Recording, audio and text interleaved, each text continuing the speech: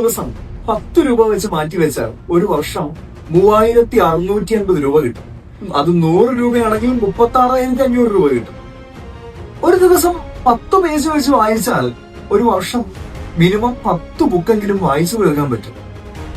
ഒന്ന് ആലോചിച്ചു നോക്കൂ. മടിച്ചു നിൽക്കുന്ന പല കാര്യങ്ങളും ജീവിതത്തിലില്ലേ?